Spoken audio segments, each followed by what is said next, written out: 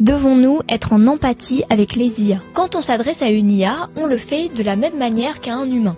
Également, quand elle nous répond, elle cherche à paraître pour un interlocuteur égal. Mais alors, pourquoi essayer que les IA ressemblent plus à des humains? Dans le jeu Detroit Become Human, les androïdes sont une nouvelle sorte d'esclaves.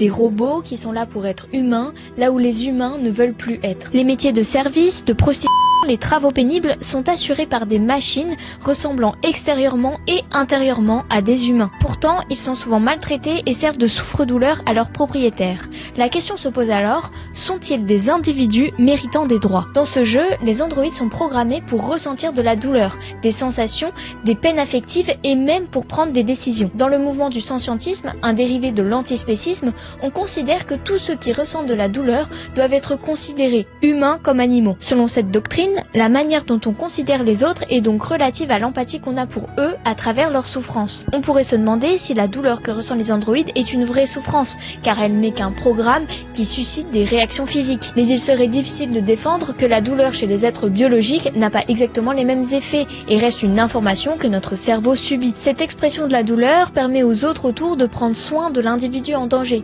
Alors, peut-être que faire ressentir de la douleur aux androïdes, c'est leur faire mériter notre empathie et que l'on se sente plus proche d'eux. De la même manière qu'ils sont designés pour être confondables avec des humains, pour que nous les acceptions dans notre quotidien et dans les rôles qui demandent une reconnaissance émotionnelle, éducation, accueil, etc. Mais là où ça devient paradoxal, c'est que cette empathie est une condition pour que les humains acceptent les IA dans leur quotidien, mais que ça ne les pousse pas pour autant à bien les traiter. Au fond, c'est bizarre que lorsqu'on choisit à quoi ressemble notre esclave, on veuille qu'il ressemble à un humain. En vérité, cette ressemblance ne comble-t-elle pas une volonté de domination sur nos semblables, qui serait évacuée par la présence de faux humains que l'on pourrait violenter sans conséquence? Donc au fond, soit l'IA se détache de toute forme d'anthropomorphisme, donc nous n'avons pas d'empathie envers elle, soit nous sommes en empathie parce qu'elle nous ressemble, alors la maltraiter révèle ce qu'il y a de pire en nous.